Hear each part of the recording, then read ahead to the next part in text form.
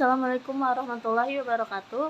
Perkenalkan, kami dari kelompok 1 ingin mempresentasikan tugas mata kuliah Web Programming 1 dengan tema perancangan website makanan khas daerah. Pertama-tama perkenalkan, nama saya Firunisa Azahra, dengan yang kelompok lainnya ada Zaki Pratama, Kenneth Ervel, Abdul Hafid, dan Valentino. Pendahuluan, makanan khas merupakan salah satu karya budaya masyarakat. Semua manusia memerlukan makanan untuk bertahan hidup.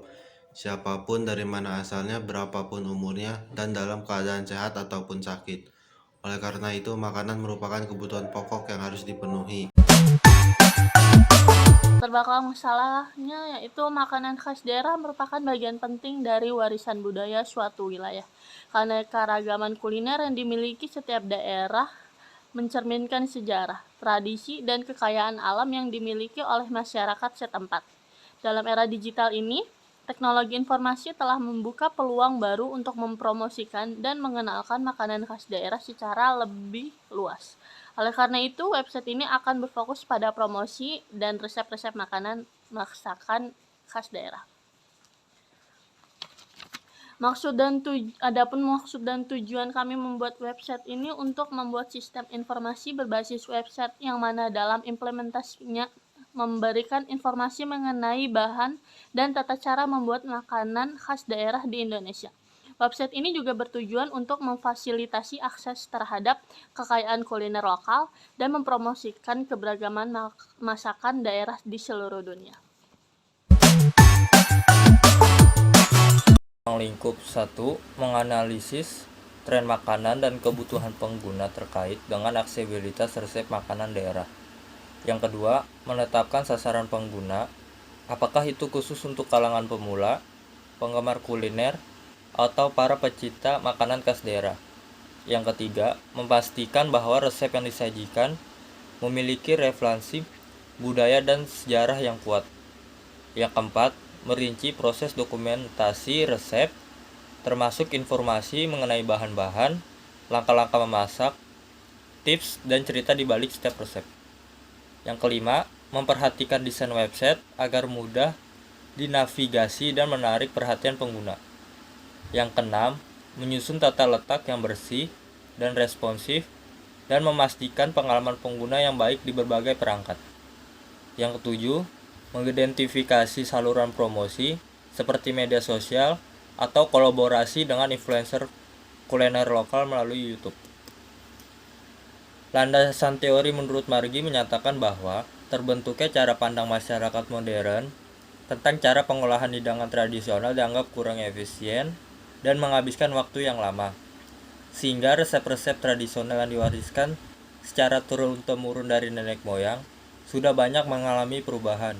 Bahkan sebagian hidangan tradisional sudah tidak dikenal oleh generasi muda saat ini.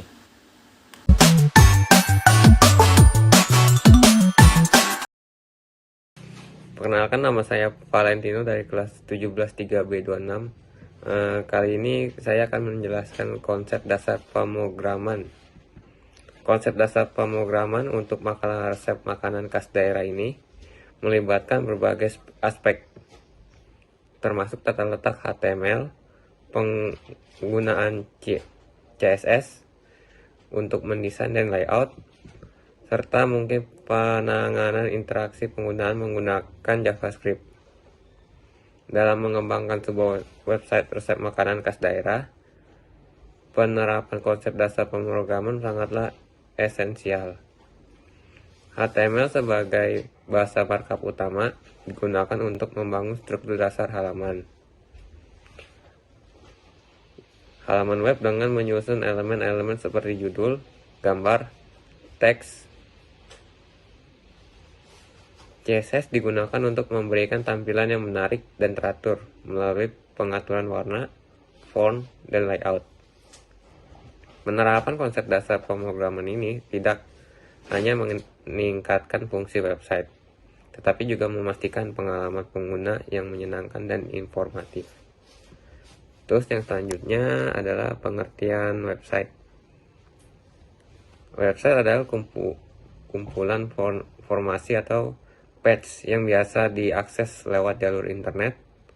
Setiap orang di berbagai tempat dan segala waktu bisa menggunakannya selama terhubung secara online di jaringan internet. Secara teknis, website adalah kumpulan dari page yang tergabung ke dalam suatu domain atau subdomain tertentu.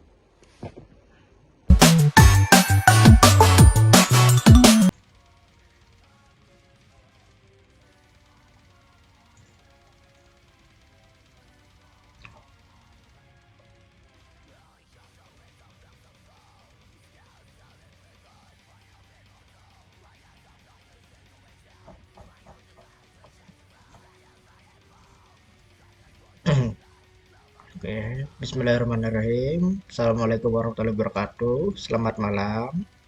Saya Zaki Pratama Ramadan dengan NIM 15220245. Kali ini saya ingin menjelaskan tentang pengertian flowchart, flowchartnya, lalu tampilan layout pada setiap websitenya, dan terakhir kesimpulan dan saran.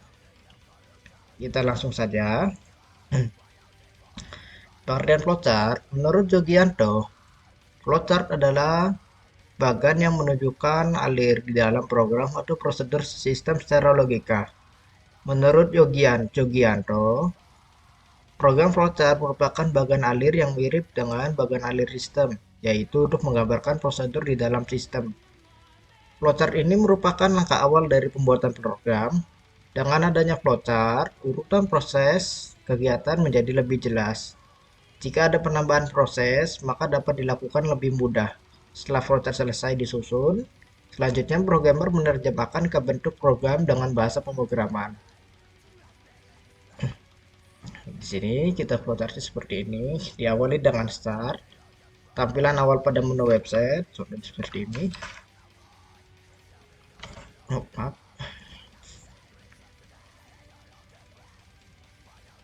Kita di refresh saja di home. Kita klik home. Oh, nggak bisa. Nah. Oke, tampilan awal pada menu website seperti ini. Lalu jika user mengklik tentang kami, maka akan muncul berisi informasi tentang tim pembuat web. Kita klik tentang kami, nanti websitenya akan menampil tentang kami, website asal oleh member. Maaf, ini agak random Pak, maaf. Nah, jika user mengklik home, maka sistem akan memproses dan akan kembali ke tampilan menu awal. Nah, ini kembali ke menu awal. Nah, misalkan jika user mengklik tampilan resep menu yang diinginkan, akan muncul detail resep secara menyeluruh. Maaf, kepencet. Kita klik misalkan suatu lambungan, kita lihat resep, nanti akan menampilkan resepnya secara menyeluruh seperti ini. Kita lihat lagi. Jika user mengklik lebih lengkap, sistem akan mengarahkan ke link yang sudah disetting. Lalu muncul sebuah blok informasi tentang resep yang lebih lengkap, lalu selesai. Ini untuk sumber lebih lengkapnya bisa diklik ini. Jika kita klik ke ini, maka kita akan dialihkan ke website yang sumber aslinya, menampilkan bagaimana cara membuat suatu lamongan. Oke, lanjut. Nah, ini tampilan websitenya, sama-sama aja.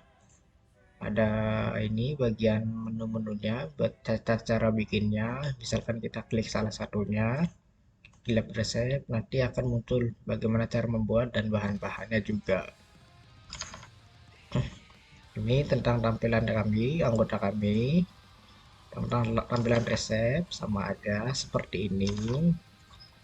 Jika kita klik tampilan di sini, nanti akan muncul ke link berikutnya seperti ini. Saya ambil contohnya dari Kompas. Lalu, kesimpulan dan saran dari penjelasan di atas dapat disimpulkan bahwa web yang kita dibuat ditujukan untuk semua kalangan, terutama bagi perempuan dan ibu-ibu yang ingin belajar memasak masakan daerah agar warisan budaya khususnya di bidang makanan tidak hilang ditinggal zaman. Walaupun resepnya mungkin masih ada fitur yang kurang dan resep-resep yang perlu ditambahkan, diharapkan web ini bisa dapat berkembang dengan penambahan fitur dan resep makanan khas daerah Indonesia lainnya. Sekian dari saya. Selamat malam.